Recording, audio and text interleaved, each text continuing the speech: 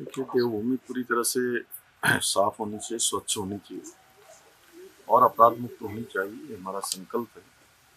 पिछले दिनों ज़रूर कुछ एक घटनाएँ आई हैं और दुखद भी हैं और हमारे लिए एक तरह से चुनौती भी है कि हम इन सब घटनाओं को पूरी तरह से समाप्त करेंगे, इनकी पुनरावृत्ति न हो, इस प्रकार की व्यवस्था करेंगे।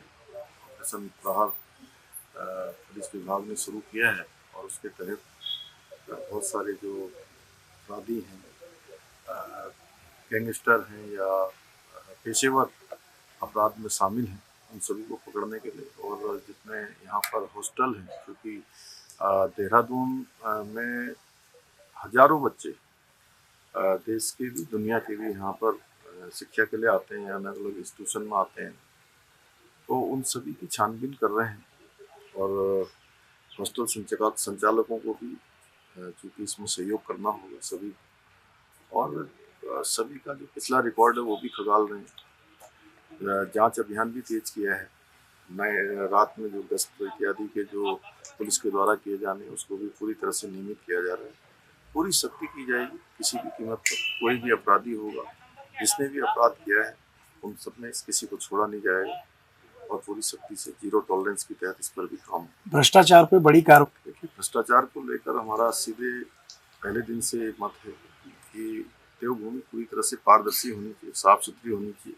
यहाँ का कार्य व्यवहार भ्रष्टाचार रहित होना चाहिए, भ्रष्टाचार मुक्त होना चाहिए। उसको लेकर मैंने अपने इस दूसरे कार्यकाल में 1064 टोल फ्री नंबर शुरू किया था और उसमें हजारों की संख्या में शिकायतें आई, उन सभी का परीक्षण होने के बाद उनको पकड़ने की कार्रवाई विजिलेंस ने की है और एक दो दिनों में आप देख रहे होंगे लगातार कार्रवाइयाँ आने वाले समय में इस प्रकार की कार्रवाइयाँ निरंतर चलती रहेंगी, क्योंकि हम चाहते हैं पूरी तरह से एक कार्य व्यवहार, कार्य संस्कृति उत्तराखंड के अंदर देवभूमि के अनुरूप हो, साफ स्वच्छ हो, पारदर्शी हो। इस तरह से हम लोग चारधाम यात्रा के लिए तैयार हैं और मैंने पहले भी स्पष्ट किया है कि जो भी चारधाम यात्रा पर श्रद्धालु आएंगे, तीर्थयात्री आएंगे, भक्तगण आएंगे, एक तो उनके सबके दर्शन हो, ये हमने सुनिश्चित किया है और आगे हमने सारे इसी प्रकार से उनकी योजना की है और साथ ही जो विश्वव्यापी संकट है इस समय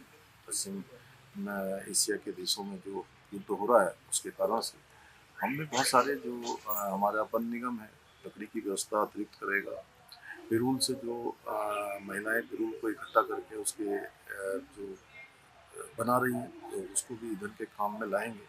अन्य जो वैकल्पिक स्रोत हैं, वैकल्पिक जो भी काम हो सकते हैं वो सब करेंगे और डोमेस्टिक में थोड़ा हमको विशेष ध्यान देना है। सभी को इस संकट के समय में आगे बढ़कर चारधाम यात्रा को सुचारू करना है। उसमें सारे स्टेक होल्डर भी हमारे आगे आएंगे, शासन प्रशासन भी काम करेगी। पहले तो अभी हमने यूसीसी जो लागू किया है उसके अब व्यापक परिणाम और अच्छे परिणाम सामने आ रहे हैं।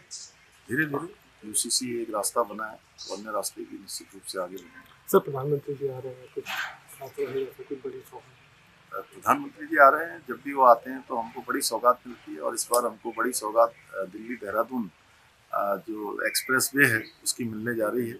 उसके अतिरिक्त अन्य भी बहुत सारी योजनाएं। सर, एक आखिरी सवाल है। हरीश रावत जी की नाराजगी कांग्रेस से चल रही है 15 दिन के लिए, वो सोशल मीडिया बयानबाजी से दूर चल रहे हैं, एक बड़ा घमासान चल रहा है, 6 लोगों को भी शामिल किया है, आप किस तरह से इसे देखते हैं?